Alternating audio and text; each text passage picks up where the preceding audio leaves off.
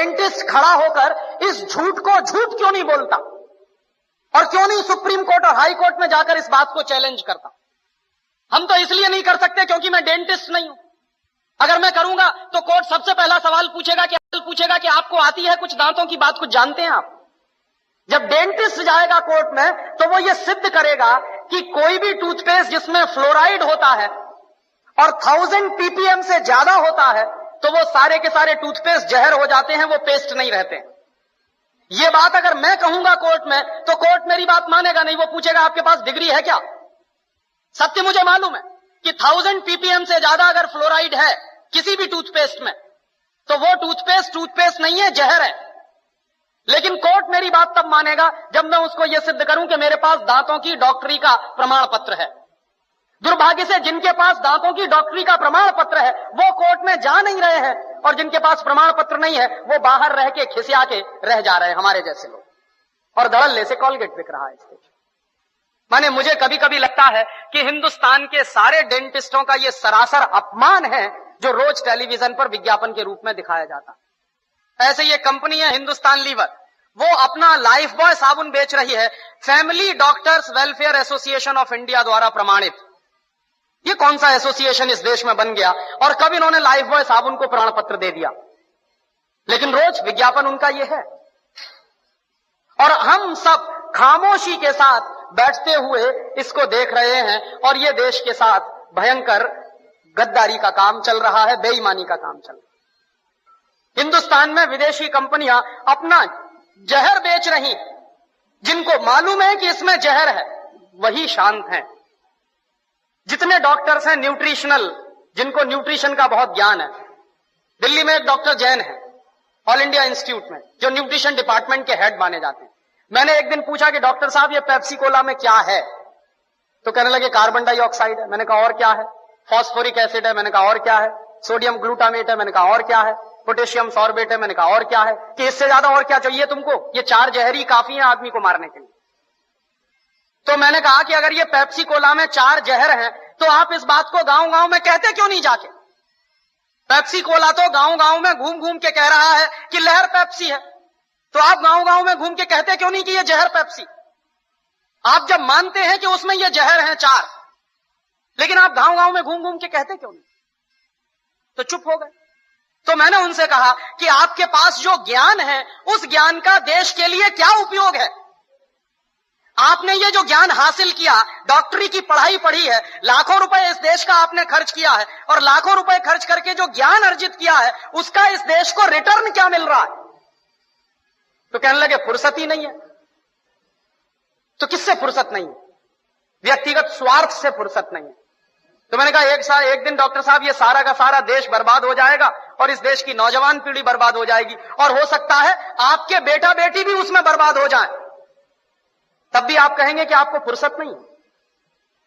और दुर्भाग्य यही है इस देश में कि जिनके पास ये ज्ञान है, जो मल्टीनेशनल कंपनियों का पर्दाफाश कर सकते हैं, जो ये बता सकते हैं कि इनके बनाए हुए सामानों में कोई न्यूट्रिशनल वैल्यू नहीं है। डॉक्टर जैन ने ही मुझको कहा कि पेप्सी कोला और कोका कोला में 1 पैसे का भी न्यूट्रिशनल वैल्यू नहीं है, और देश के लोग 10 रुपया खर्च कर रहे हैं पेप्सी पीने के लिए और कोका पीने के लिए।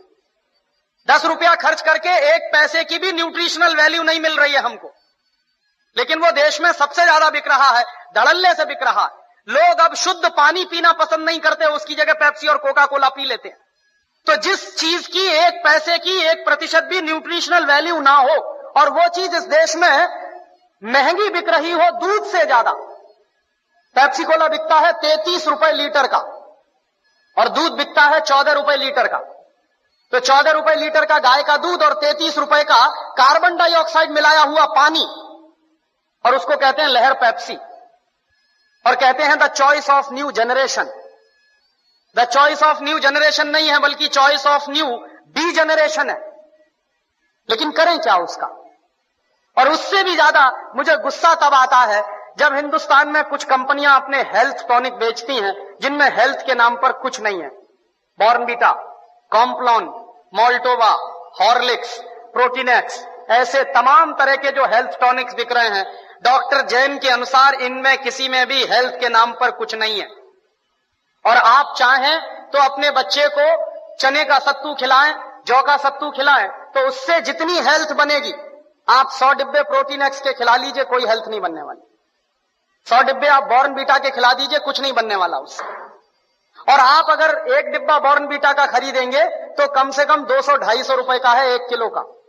तो 200-250 रुपए का 1 किलो बॉर्नवीटा खरीद के तो खाएंगे, लेकिन किसी को आप कहिए कि मूंगफली खाओ गुड़ के साथ, तो नहीं खाएगा कोई। रोज अगर गुड़ के साथ मूंगफली खाएं तो जितनी प्रोटीन उससे मिलती है, जितना कार्बोहाइड्रेट उसमें से निकलता है, जितनी और दूसरी चीजें हमको मिलती हैं, उतनी 100 पैकेट बूस्ट खाने से नहीं मिल सकती। लेकिन मुश्किल से मूंगफली का गुड़ के साथ खाने का प्रचार तो नहीं है, लेकिन बॉर्नवीटा का प्रचार है। और ये जो बॉर्नवीटा, मॉल्टोवा, इन तमाम चीजों में मिलाते क्या है? एक बार मैंने डॉक्टर जैन से कहा कि आपके पास तो ऑल इंडिया इंस्टीट्यूट की इतनी बड़ी लेबोरेटरी है, आप जरा इसमें पता करिए कि ये मिलाते क्या है, कैसे बनाते हैं बॉर्नवीटा। तो उन्होंने 3 महीने के बाद मुझे एक लंबी सी चिट्ठी भेजी, उसमें हर एक के बारे में लिखा कि देखो बॉर्नवीटा कैसे बनता। बॉर्नवीटा बनता है मूंगफली की खली से, मूंगफली की खड़, माने मूंगफली के दाने में से तेल निकालने के बाद जो वेस्ट बचता है उससे बनता है बॉर्नवीटा। मेरे गांव में मूंगफली के तेल के निकालने के बाद जो वेस्ट बनता है उसको जानवर खाते हैं, लेकिन हमारे देश में इंटेलिजेंट लोग वही खाते हैं बॉर्नवीटा के नाम पर। और आप बाजार में चले जाइए, मूंगफली की खली आपको 20-25 रुपए किलो में मिल जाएगी। गुजरात में तो उससे भी सस्ती मिलेगी। मैं तो मेरे गांव की बात कर रहा हूं जहां मूंगफली होती नहीं बिल्कुल। यहां तो सिंगदाना इतना होता है गुजरात में, मुश्किल से 20-25 रुपए किलो में खली मिलेगी, उसको वो बेचते हैं 200-250 रुपए किलो में। और हम लोग तकनीकी भाषा में कहते हैं वैल्यू एडेड हो गया। काहे का वैल्यू एडेड हो गया? जेब काट ली आपकी और आप कह रहे हैं वैल्यू एडेड हो गया। उन्हीं डॉक्टर जैन साहब ने मुझे बताया कि हॉर्लिक्स में क्या है, कुछ नहीं है, जौ का सत्तू और चने का सत्तू। बिहार में उसको हम लोग कहते हैं सत्तू, अंग्रेजी में कहते हैं हॉर्लिक्स। अब किसी से आप पूछिए कि सत्तू खाओगे, कहेगा क्या फालतू की बात कर रहे हैं आप। और पूछिए हॉर्लिक्स खाओगे, हाँ हाँ खाएंगे। क्यों खाएंगे? क्योंकि अंग्रेजी का नाम है और बड़ा भारी नाम है हॉर्लिक्स। कहने में लगता है कि हाँ कुछ इंपोर्टेड जैसी चीज है उसमें। कंटेंट क्या है? कुछ नहीं, उस पर लिखा हुआ है साफ साफ, इट इज मॉल्टेड। मॉल्ट माने ही होता है जौ का सत्तू। जौ का सत्तू बाजार से खरीद लीजिए, चने का सत्तू बाजार से खरीद लीजिए, 20-25-30 रुपए किलो में मिलेगा। लेकिन हॉर्लिक्स खरीदिए तो 160 रुपए में 1 किलो मिलेगा। और ये जितने हेल्थ टॉनिक्स बिक रहे हैं, इनमें से किसी से भी 1 पैसे की हेल्थ नहीं आती।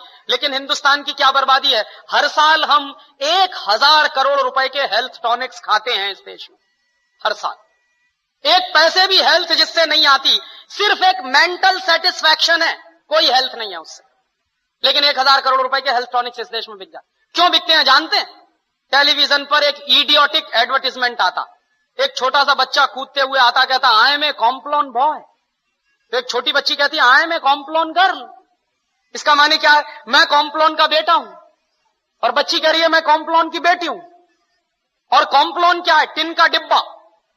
अब आप तो डॉक्टर हैं, आप जरा बताइए कि टिन के डिब्बा के भी बेटा बेटी हो सकते हैं? ऐसा कोई साइंस है दुनिया में? लेकिन चल रहा है सारे देश में। इसलिए बिक रहा है कॉम्प्लोन, इसलिए बिक रहा है बॉर्नवीटा। और उसका नाम है तेंदुलकर। वो कहता है मेरी शक्ति बूस्ट, माने सचिन तेंदुलकर की शक्ति बूस्ट। तो सचिन तेंदुलकर की अम्मा को एक आप चिट्ठी लिखिए कि ये सचिन तेंदुलकर बूस्ट पी के तेंदुलकर बना है क्या? कपिल देव की शक्ति बूस्ट। कोई भी खिलाड़ी बूस्ट खा के खिलाड़ी नहीं बन सकता। एक सबसे ज्यादा महंगा खिलाड़ी माना जाता है टेनिस का, उसका नाम है बोरिस बेकर। सबसे ज्यादा ताकतवर भी है। उसकी लगाई हुई एस सर्विस 160 किलोमीटर प्रति घंटे की रफ्तार से निकलती है। माने ट्रेन भी जिस रफ्तार से नहीं जाती, उस रफ्तार से उसकी गेंद जो मारता है वो जाती है। कितनी पावर होगी उसके शॉट्स में। और आप कभी भी बोरिस बेकर को देखिए, खेल जब भी रुकता है 5 मिनट के लिए, 2 मिनट के लिए, बैग में से केला निकाल निकाल के खाता रहता है हमेशा। तो बोरिस बेकर को शक्ति मिलती है केला खा के।